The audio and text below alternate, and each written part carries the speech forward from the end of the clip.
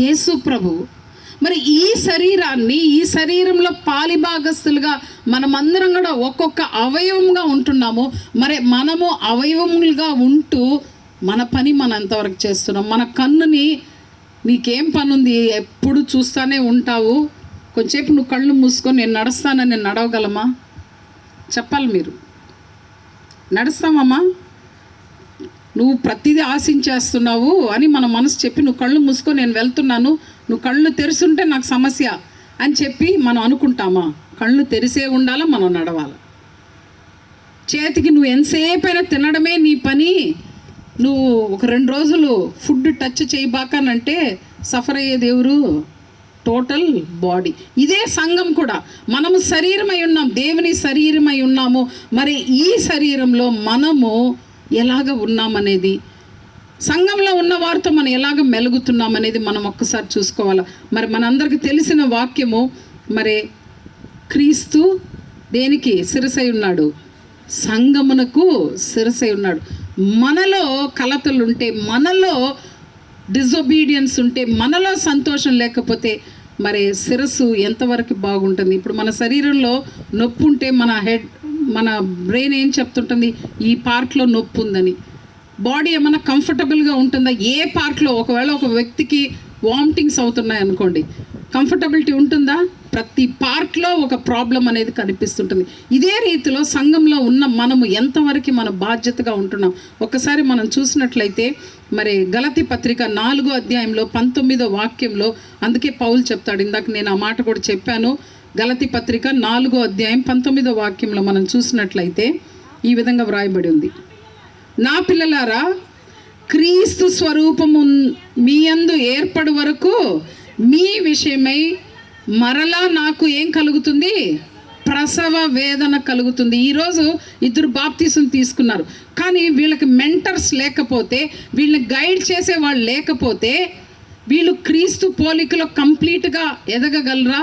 లేదు. బట్ మన మరియ కుమారి గురించి అయితే మన బ్రదర్ చెప్పారు, తను యవన కాలంలోనే, ఇంకా ఇప్పుడు బ్యాప్టిజం ఈరోజు తీసుకునేది, కానీ ఆల్రెడీ దేవుని యొక్క పరిచర్యలో ఫుల్ ఫ్లెడ్జ్డ్గా ఉంది. ఒక టీం ఫామ్ చేసుకొని తను పరిచర్య చేస్తుంది.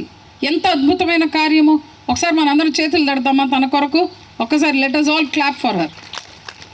బ్యాప్టిజం తీసుకునింది, కానీ she already into God's work. మరి మనము ఎప్పుడో బాప్తీసం తీసుకున్నాము, ఆదివారం చర్చికి వెళ్తూనే ఉన్నాము, కానీ ఎంతవరకు మనం దేవుని యొక్క పరిచర్యను చేస్తున్నాం? ఏ రోజైనా సువార్త అన్న మాట, మన యేసు ప్రభు గురించి ఒక్కరికన్నా సాక్ష్యం చెప్పున్నామా? నేను వాకింగ్ వెళ్ళేటప్పుడు, ఇంతకుముందు, ఇప్పుడు కాదు, ఆ అమ్మాయి లేదు, యూఎస్కి వెళ్ళిపోయింది. తనతో వెళ్ళినప్పుడు 5 కిలోమీటర్స్ నడిచేవాళ్ళం అనమాట.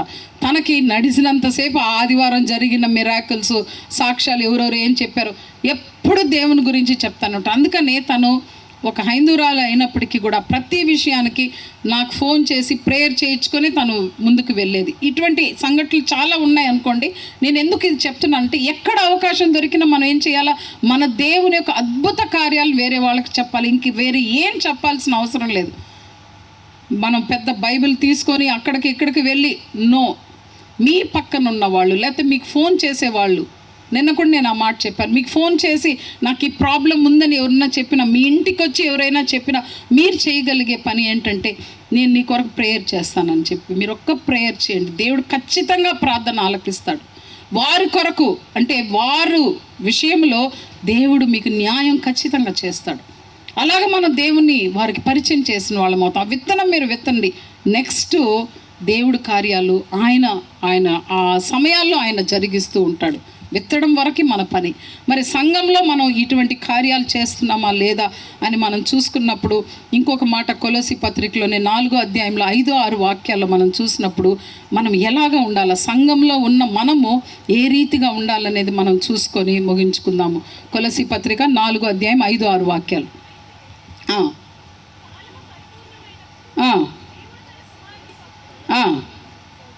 5-6 అమ్మా.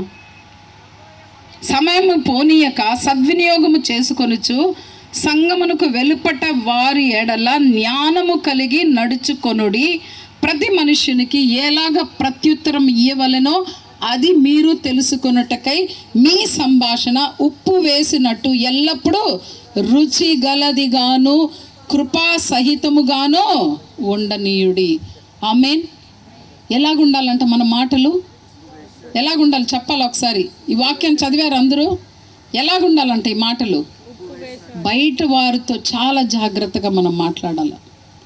అందుకే ఈరోజు క్రైస్తవుల్ని ఎంత హింసించినా మన వాళ్ళు ఏం చేస్తున్నారంటే పాపము ఆ దెబ్బలు తినేసే వస్తున్నారు. ఎందుకనంటే దేవుని ప్రేమ మనలో ఉంది కాబట్టి తిరిగి మనం వాళ్ళని ఏమీ చేయడం లేదు. వాక్యం కూడా మనకి స్పష్టంగా చెప్తుంది. అట్టివారి గురించి ప్రార్థన చేసేవాళ్ళండి క్రైస్తవులు. మన విరోధుల గురించి ప్రార్థన చేసే ఏకైక కమ్యూనిటీ ఏదంటే క్రైస్తవ కమ్యూనిటీ. హల్లెలూయా. మన విరోధుల కొరకు ప్రార్థన చేస్తున్నాం మనం. దేవుడు అందుకని మనకు ఆ మాట చెప్తున్నాడు.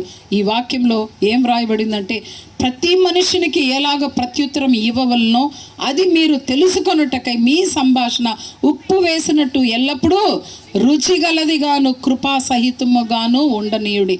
సంఘంలో ఉన్న మనము బయట వారితో ఎలాగ ఉన్నామనేది మనం తెలుసుకోవాలి.